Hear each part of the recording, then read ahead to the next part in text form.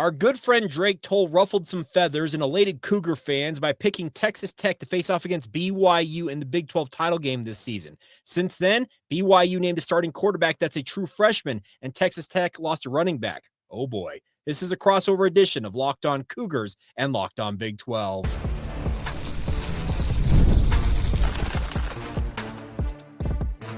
You are Locked On Cougars, your daily podcast on the BYU Cougars. Part of the Locked On Podcast Network, your team every day. I've taken a lot of heat. In the 48 hours since releasing my Big 12 preseason predictions. But I think I'm going to stick with what I've got, and we're going to get to that. I'm Drake Toll from America's #1 Big 12 podcast, Locked On Big 12. It is Locked On Big 12, right, Jake? This is the #1 Big 12. Thank you. That's what I was hoping that Jake Hatch, Locked On Cougars, the other Locked On guy, would say the exact same. If you make our shows your first listen every single day, all that is good and well will come to you. We will start with breaking down this preseason ranking that I have put together. Then West Virginia, four guys who could not just be contributors for Rich Rod, but also in the starting lineup, have been given the go to play this season. And finally, Bear Bachmeier is BYU's quarterback. Maybe that's not a bad thing. Ever heard of Jameis Winston? Huh? Anybody? It's possible. If you hit subscribe, we get to keep our jobs. Jake, I released it on Monday. Since then, it's had a lot of chatter. I gave it a couple days to breathe, but it is my Locked On Big 12 2025 preseason standings. People are very upset that I have Texas Tech at 11-1 and #1 after losing their starting running back, and BYU at #2 at 10-2 this season. And Utah at 3. Even Utah fans have somehow found a way to be mad at me putting them at 3 this year. What is, if you were the host of Locked On Big 12 and had to construct what the Big 12 will be this season, how do you foresee the league in the lens of the Locked On Big 12 preseason standings? Well, looking at it, I would have absolutely had Texas Tech as my top team. I'm enthralled with what they're doing. But you kind of mentioned in the open of today's show, since you went about this, Quentin Joyner now is on the sidelines, torn ACL, projected starting running back. That obviously puts a damper on Texas Tech's chances. Now, the bigger stunner, and as the host of Locked On Cougars, BYU Cougars, you picked BYU #2, and you have Cougar fans elated. There's zero doubt about that. The fact that you picked them.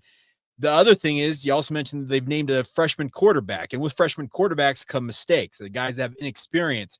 So to your point, I think that there's question marks at the top, but the good news is both these programs have a lot to prove, and now they'll have to dig a little deeper to try and prove that.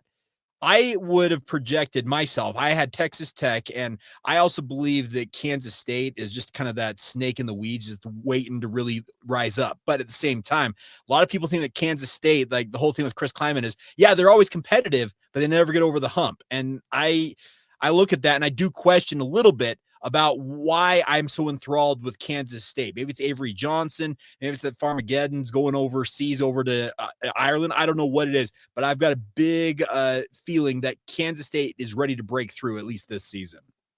It is possible that Kansas State wins another Big 12 championship this year. No doubt.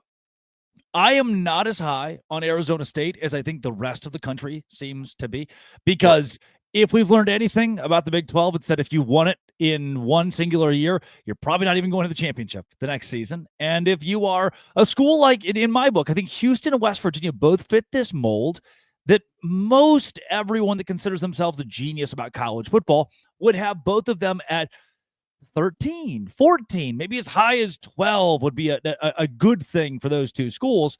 I foresee Houston and West Virginia both being a lot better than expected. We'll get to West Virginia having even more help with 4 players who are going to be active now. But I think that the Houston Cougars could be the second most dangerous Cougars, but very dangerous Cougars in the Big 12. So I've got a question I want to ask you about that, because I've kind of been thinking, I agree with you that Houston could absolutely leap up in the standings here.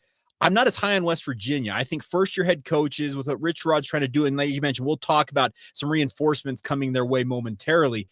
I have been of the opinion that West Virginia is going to finish near the bottom of this of the Big 12 this year, just simply due to the fact that it's mass turnover, roster turnover. I know that Rich Rod's an offensive genius, Drake, but do they have a defense that can really stop anybody? What's your opinion on that? Yeah, so the reason that I believe West Virginia will thrive in the Big 12 this year, by thrive I mean go 8-4. This isn't exactly a world-beating West Virginia team that's going to win a Big 12 championship. They can contend for one. I foresee their quarterback room being better than many expect. Henderson stepped in as a redshirt senior who wants to play. Like we're running out of eligibility here. We're going to have to be at the top of our game, and still Nico Marchiol, the Neil Brown guy, is able to beat him out, and Nico Marchiol can do so many things. We're talking about the same college coach of Pat White here in Rich Rodriguez that can move pieces around. I have confidence he can still coach. And between Nico Marchiol and even a couple of quarterbacks behind him that could be legitimate pieces if you throw them back there at slot randomly, and now Jaheim White at running back, that gives me enough to say West Virginia can sneak up on a few schools. And the way their schedule's built out is not easy. It's not easy, but they seem like the team of chaos that TCU kind of was last year, where TCU any given week could beat somebody in the top 4 or 5 of the Big 12, but would also lose to Houston. You're going to see that out of at least somebody. Kansas was that as well. West Virginia feels like that team for me. And it sounds like you're pretty on board with the Houston pick, though. Not a lot of question marks there as much. Yeah, I do like the Houston Cougars. So I want to ask you another question. You mentioned the fact that BYU is going to be starting a freshman quarterback. I obviously heard your conversation about why you picked BYU, obviously, to finish second, or at least go to the Arlington to play in the Big 12 title game against Texas Tech. Can you give me an insight now that they have Bear Bachmeier installed as their starting quarterback, a freshman quarterback, never played Division I football before this, never played Power 4 football before this? Does it change your mindset on the BYU Cougars? Because I'm of the opinion that a freshman quarterback could be a bit of an impediment for BYU. Impediment is quite possibly the right word. I see a lot more in the film from practice this year from Bear Bachmeier than I did last year from Isaac Wilson. I'm not the guy to claim that I can break down film as good as a college coach. I'm not the guy to claim that my sources are telling me that Bear Bachmeier is the greatest thing since sliced bread, or that truly he's like Tim Tebow with a better arm. That's an insane thing to say about a freshman quarterback. That's wild. However, he is, based on the film, based on the way the team has embraced him, and even a bit of this is the culture of BYU, and you've had the same head coach for a decade, it helps bring a guy along faster. Those things going in your favor, he's not your average freshman quarterback. He is not the typical, undersized, underdeveloped, not ready guy. He looks like a player who is young, but put in a position with 23, 24, 25-year-olds around him who have been on mission or have played at BYU for a few years now that can lead him into. He's got Chase Roberts in his ear. And the issue with Isaac Wilson, he gets a lot of comps to Isaac Wilson. Well, that's what happens when you start a freshman quarterback. The issue with Isaac Wilson is that the elder leaders he had in his ear all got hurt last year. A lot of the production that Utah was supposed to have ended up not being out there, and their great, mighty offensive line that was going to be world beating ended up not being what we expected, and Isaac Wilson was put into a blender. That should not be the case with Bear Bachmeier. I'm still of the mind it's kind of plug and play, and in a similar point to Nico Marchiol being the starting quarterback of West Virginia, the reason I'm confident in Bear Bachmeier is because it's not McKay Hillstead. He went and beat a guy with 2-3 years of college football experience. Now he went and beat a couple of guys who have been in the college game. Bear Bachmeier has not. The fact that he was able to, in the same way Nico Marchiol beat out a redshirt senior, the fact that he beat guys with more experience gives me confidence. This isn't just we threw the guy out there that had the most experience and was senior laden. No, they went with the better quarterback of the group. Okay, so I know we want to talk about West Virginia momentarily. One quick question for you. I talked with Richie Bradshaw not that long ago, and we talked about the potential of a Bear Bachmeier potentially following the same path that a Sam Leavitt had, albeit it's a different scenario because Sam Leavitt did have college experience at Michigan State before getting to ASU, but he was a freshman quarterback leading ASU to the Big 12 title a season ago. You said you're not as high on ASU. Is that simply due to the Cam Scadaboo factor? It is less the Cam Scadaboo factor and more I look at the schedule and think, okay. Yeah, schedule is a big deal. The schedule is, if Arizona State had BYU's schedule, and I keep saying this on my show, it's not a knock on BYU fans. I'm not making fun of you for having an easy schedule. You should be rejoicing that you're not playing the top half of the Big 12 every weekend. Amen. If Arizona State had the same schedule as BYU, they're in Arlington, I believe. I think they overall, at least preseason, you could not argue BYU is a better team than Arizona State. It is, you have to, if you're Joel Klatt, and I think that a lot of national analysts fail to do this. If you're Joel Klatt, if you're if you're, Josh Pate, you've got to look at the schedule. You have to go game by game on the schedule, not just this is the better team. Yeah, Arizona State's probably better than BYU. I think you're kind of silly if you think the opposite, at least until we play the games. But based on the shakeout that BYU gets, they play a lot of teams that didn't go to bowls last year, or a lot of teams that weren't that good, and their non-conference slate's pretty easy too. So that's why I still have more faith in a BYU than I do Arizona State, just for what the schedule looks like. Less so Cam Scatterbo. You're right though. West Virginia. Let's get over there. 4 new players? No. 4 old players? No. 4 players that can play? Yes. Locked on Big 12. Locked on Cougars. Today's show is brought to you by Rugiet. Rugiet is perfect for you. If you've heard of Viagra or Cialis and you say, I need something like that, but you can't spend that much money, that's where it's perfect for you. Rugiet Ready. 3-in-1 formula dissolves under your tongue, kicks in fast on average in 15 minutes, and effects can last up to 36 hours, so you can stay confident and in control with Rugiet. If traditional options haven't worked, it might be the answer. Over 150,000 men have made the switch. I love it. It's completely online. Connects you with a board-certified doctor, and bam, you're in.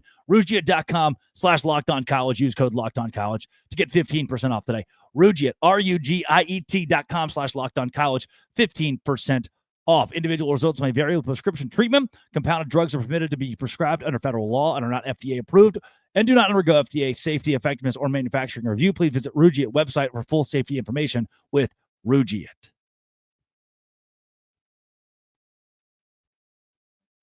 Jake, West Virginia got really good news today. West Virginia, the Mountaineers, and Mountaineer Paul was all over this one, will get 4 guys back. A judge saying that he's going to rule in favor. And here's kind of the BYU twist to this, too. There are a few Big 12 teams that are waiting on whether or not they'll get their players back this season, whether it's eligibility, academic eligibility, or this Diego Pavia rule that has become prominent in college football.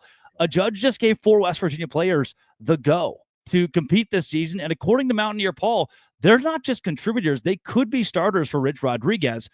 4 guys is plenty enough to change a roster and a football team going into 2025. I think this is huge for West Virginia and one of the bigger storylines to come out of the end of the offseason. Yeah, I know that you have West Virginia as a surprise team in the Big 12 in your rankings. I've been of the opinion that I think they're going to be finished near the bottom, but you're right. Mm-hmm. Having at least 3, Mountaineer Paul says at least 3 of these guys he thinks are legit starters, and one he says is a fringe guy. You're right. Having multiple guys of that variety, if they're starting caliber players, that can absolutely bolster a lineup and probably make me look foolish in terms of my thought that they're probably finishing the bottom half of the league. But I think this is a big win for West Virginia. Yet again, eligibility is all over the place. And you mentioned there's a BYU angle to this. Well, the BYU Cougars, while they don't have 4 players pending, they've got 1, and it's a position of need. Now, they have a really nice tandem of LJ Martin and Sione Moa at running back, but they're still waiting on Hinckley Ropati to hear back from the NCAA. While he didn't pursue legal means, because this is an injunction coming from a judge that's allowing these West Virginia players to play, I think it could have some impact on the timeline because Hinckley's been waiting for multiple weeks now for the NCAA to rule on his eligibility, and hopefully he can turn to the NCAA and say, hey, these guys got the deal done. Why am I still pending? Hinckley Ropati, it's a great example. Give me, in the context of West Virginia here, if I'm talking about a BYU guy, and this is a perfect segue, talking about a BYU guy that could be a game changer, give me kind of the 1-to-1. If West Virginia just got 4 Hinkleys, what could this mean for a roster? Well, the biggest thing is Hinckley Ropati is probably going to be the number 3 back for BYU, but what he has meant for BYU during his time as a Cougar is he's been a change of pace guy, and he's been played in multiple roles. He's a willing pass blocker in particular when it comes to obviously passing downs, that you can trust him to make sure that the quarterback has a guy alongside him who's going to step up and take on an oncoming blitzer that you need the guy to make that block for. I'm not saying that he's LJ Martin, because LJ Martin is far and away BYU's best running back, and Sione Moa is clearly the Robin to LJ's Batman. But the thing I look at with a guy like Hinckley Ropati is, especially in light of Pokai Haunga being unavailable this year, he stepped away from the program for at least this season, according to offensive coordinator Aaron Roderick. Well, you need some depth at that position, and that's what a guy like Hinckley Ropati can be. To the comparison of West Virginia, while he may not be a starting caliber player, he may be that quote-unquote fringe guy that our good friend Mountaineer Paul referred to at least one of these players as, and that's That's what BYU needs. You need quality depth, especially at this level, because as we all know, injuries, they happen often, and you got to have guys who are at least adequate to step up into those roles. Can I ask? I am going to ask him. I shouldn't have you give me permission. I'm going to do this no matter what. 4 new guys, 1 guy, 6 guys, 2 guys are given the go on August 20th. Are we overblowing it a little bit, or is this truly a big boost? Because we're on the precipice of college football season. It depends on how in game shape these players are. I know that Hinckley's been around the BYU football programs. I've been out at practice. He's been there every single day, albeit in street clothes. And you see him after practice. He's working on his speed. He's working on his timing. He's making sure he's doing everything he possibly can do to be ready. But I also had a conversation with him, and I essentially asked him, hey, are you ready to rock and roll? He said, yeah, I'm ready to go. But I need to actually get hit. I need to actually get into to what they call playing shape. And that requires putting on the pads and taking those licks from linebackers. So, yeah, there is a question mark about the readiness of these players. It may take them 2 or 3 games, Drake, to really get up to speed. And at that point, if you drop, in the case of West Virginia, maybe 2 or 3 of those games potentially, that could put you behind the 8 ball while you get these guys in game shape. I'm excited if I'm a West Virginia fan. I don't think these 4 will hurt you down the stretch. Now you're given more options. And I do think, contrary to Jake Hatch's belief in most of the country, West Virginia could be your surprise team sitting at 8-4 at the end of the season. I believed that without these 4. I think these 4 are going to further bolster that roster, give them an opportunity to shock a lot of the country that is going to put them behind it. And rightfully so. You would expect after a coaching change, a guy who hasn't been there in, 20 years now, that it would take a second to rebuild under a new head coach. And maybe that is the case, but I have confidence that West Virginia can still win. I also have confidence, even with a freshman quarterback, BYU is going to be okay. I wonder if Jake Hatch believes the exact same thing. This is a Locked On Big 12, Locked On Cougars crossover. Today's show is brought to you by Open Phone. I'm a small business owner myself, and Open Phone has been huge to make sure that I'm not losing customers because I'm not always on my phone. Open Phone gives me the opportunity to go on vacation, to take a nap, to, not have all of my employees, and they're only a couple, constantly next to their cell phone because they need to answer it for customers. You move on when you call somebody at a company and they don't answer. You move on, but Open Phone's the #1 business phone system designed to streamline and scale your customer communications. Don't juggle 2 phones. Have like a shared inbox. No more who's handling this. It's just hey, Open Phone is going to be the perfect opportunity for an AI agent to handle after-hours calls and answer common sense questions. See why over 60,000 businesses trust Open Phone. They're offering Locked On listeners 20% off your first 6 months. Openphone.com/locked on. Openphone.com/locked on. They'll even port your existing phone numbers over for free. Open Phone, no missed calls, no missed customers with Open Phone. Today's show is also brought to you by Prize Picks. As we get closer to college football season and the NFL, Prize Picks is the most convenient way for me to stay in the action. I go to Prize Picks, I picked over on this guy, under on this guy, over on this guy. I combine them all together, and Prize Picks can pay me a whole lot of money on the back end. That's right. Whether you got your eye on big name quarterbacks or breakout running backs, Prize Picks makes it easy to get in the game. Prize Picks is offering major max discounts. Avery Johnson, max discount. That's coming up. That's 0.5 pass yards. Yeah, 0.5 pass yards. Dak Prescott, max discount.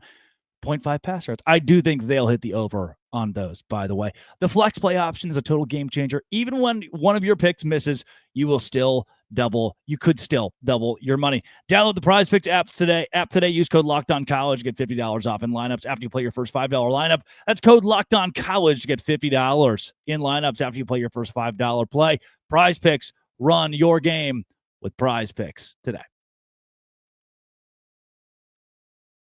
Jake Hatch of Locked On Cougars covering all things BYU. Bear Bachmeier is your starting quarterback, the first freshman to start game 1 in the history of this school. It's almost like they need a Jewish quarterback or something to break, all of the people's brains as the first person to do a thing there in the signal collar spot. Man, I think everyone is surprised. I would, if you followed this, you should be surprised that Bear Bachmeier is the guy, because it was originally McKay Hillstead's job to lose, from everything that I heard, everything that I was told. He was going to be the quarterback for the Cougars, and then Trayson had a good run at it. Bear Bachmeier's coming in having not had a spring there. He was a high school football player this time last year, And now he leads a team that, in my opinion, has a roster built to be a top 20, top 15 team in the country, a top 15, top 20 roster in the nation. Is this good for BYU? If that's the question, is this good for BYU? I believe it has the potential to be good for BYU, yes, because you're looking at potentially a guy who could be a multi-year starter if everything goes according to plan here, Drake. And yeah, you're obviously going to take some lumps, it feels like, early on this season. The nice part is if there is a schedule for BYU to insert a first-time freshman starting quarterback, it's this schedule for BYU. They open up against Portland State. They host a rebuilding Stanford squad. You go across the country to East Carolina, and quite frankly, of the first 6 games in BYU's schedule, I think that East Carolina game is the toughest of the bunch. And I had Spencer McLaughlin's head about explode when I mentioned that to him the other day. But I really look at it. You have Colorado on the road. You have Arizona and West Virginia, who are expected to be bottom dwellers in the Big 12 conference in your first 3 Big 12 games. So there is a real nice soft landing with these first 6 games for Bear Bachmeier to get up to speed. The veteran nature of the offense outside of that, guys like Chase Roberts, LJ Martin, Carson Ryan, a transfer in from Utah that they expect to be an absolute star in this offense at tight end. The veteran guys around him are going to make him feel comfortable. And as Aaron Roderick said, all he's got to focus on here, Drake, is making the right play, getting the ball where it needs to be, when it needs to be there, and not try and force anything that doesn't need to be forced. Jake, I'm going to hit you with the deep track here. All right. You ever heard the name, and this is kind of a niche college football reference. You ever heard the name Case Keenum? I have. You know how many records he holds in college football? A fair amount, because trust me, he broke some of BYU's quarterback records along the way. Pretty much all of them, actually. He kind of holds all of the quarterback records for career quarterbacks. Do you know what one has to do to set the career quarterback records? You got to play essentially from day one, like Bear Bachmeier and Case Keenum are going to be doing. You kind of got to play from day one. Game one's got to be your first 500-yard appearance, and then from there you start to rack up the stats to be able to conquer all of college football's all-time records. And who knows, with all of the rules we have in college football, Bear Bachmeier could play for 6 years and start for 6 years, thanks to how we do things in 2025. We look upon the quarterback position so differently now than we did 10 years ago. We look upon it now as you need the 4th-year guy who transferred in from Western Kentucky.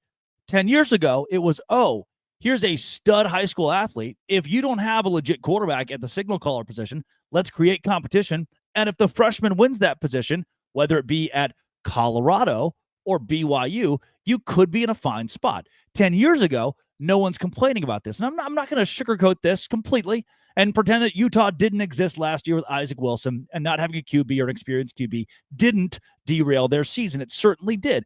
For BYU, though, if they're in a similar spot to where Houston was with Case Keenum or Jameis Winston at Florida State, or you'll remember the redshirt freshman, Johnny Manziel, stepping into his first spring, his first summer, his first fall with the Texas A&M Aggies winning the Heisman Trophy, that's something I think we've lost. The upside of this could be so high. Well, and Drake, I'll bring it even closer to home. Remember what Bear Bachmeier's older brother Hank did at Boise State?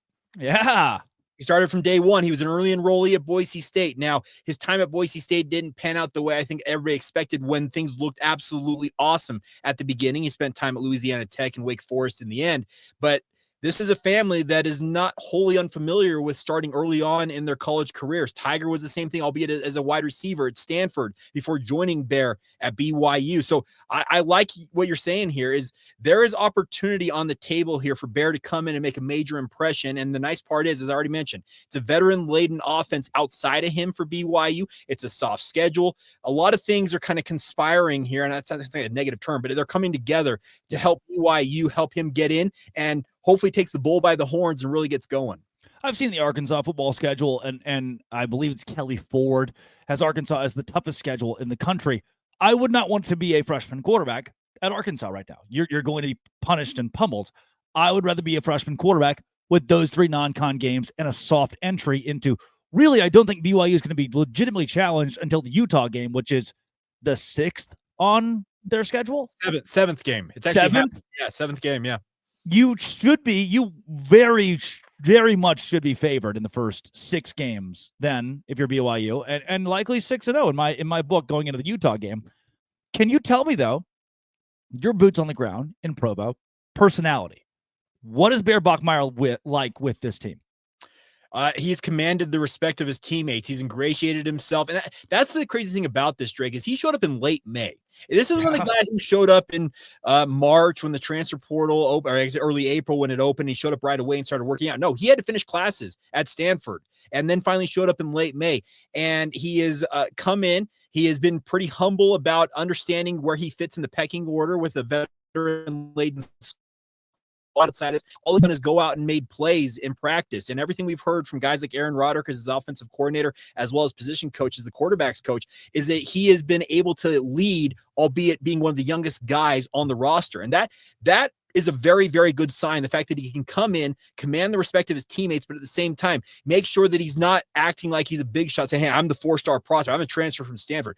This is my job to lose. He came in, he beat out 2 established guys in Trayson Bourget and McKay Hillstead. And all the while, I think garnered the respect of his teammates, and that's why he's your starting quarterback in Provo. It may have been Chase Roberts. I don't want to misquote I don't want to misquote, but somebody like that at BYU posted a picture, 2 months ago on their Instagram story of them working out with McKay Hillstead. And it became this thing. No, it was actually their assistant quarterbacks coach, Matt Mitchell. So he's obviously he's a Baylor guy. I think you're aware of Matt's connection with Baylor. He is now officially the assistant quarterbacks coach. And yeah, that picture had all these quarterbacks, including Bear Bachmeier and 2 BYU legends in John Beck and Steve Young working out with them in Provo. That I remember the murmurs outside of that were, it feels like this is McKay's job. Was there a time a couple months ago, just based on the murmurs, that was the case? And then why did it flip? I think the biggest thing is that McKay absolutely balled out in this camp. It's just the simple fact of life is you have a guy like Bear Bachmeier who came in and made the most plays. Aaron Roderick had a higher completion percentage, less interceptions, more big plays, did everything better than McKay Hillstead did. And that's not to say that McKay wasn't good. He was very, very good in this camp. It's just that Bear Bachmeier was that much better. And that's a credit to a young man of that caliber to come in and do that, because this has been a crazy offseason. BYU went into the offseason fully expecting to have a senior quarterback in Jake Retzloff leading them to glory this year. Civil lawsuit pops up. He leaves. He's now at Tulane, and I wish him the absolute best with the Green Wave. I expect he'll be the starting quarterback there, and I hope he absolutely kills it. Then you have McKay Hillstead looking like, he's probably the odds-on favorite here just due to the experience factor. And I know that when they recruited Bear coming over from Stanford, they told him, hey, you're absolutely going to be given an opportunity to earn this job. And if you prove to be the better guy, we won't hesitate in playing you. And to his credit, he absolutely made that a reality. BYU went into this offseason having no idea who Bear Bachmeier is. Well, no, I do know they knew who Bear Bachmeier was because they tried to recruit him late in his high school recruiting process. I would say, BYU fans, I should say, that there was it was never on the radar that this could possibly be a thing, that Bear Bachmeier would be the starting. If you told someone that January 18th, they're like, it's okay, no. If you were to transport yourself back to January 8th of this year and said, hey, by the way, you're going to go through a situation where your starting quarterback's going to have to leave the university. Then you're going to have a quarterback competition. And oh, by the way, come September, you're starting quarterbacks all of 19 years old and a true freshman who's never started a game. I would be hard-pressed to find a single Cougar fan who would be like, yeah, I want all of that. Give it to me. And they'd be frustrated. And then you tell them, oh, wait, by the way, Hinckley's back. And they punch you in the face. That's when they're like, there's no way this is real. There's no way any of it's real, but maybe it is for BYU. That's Jake Hatch. Every day on Locked On Cougars, at Jacob C. Hatch as well on Twitter. This has been and always will be Locked On. Thanks for making it your first listen every single day. A crossover with Cougars and Dose Grande.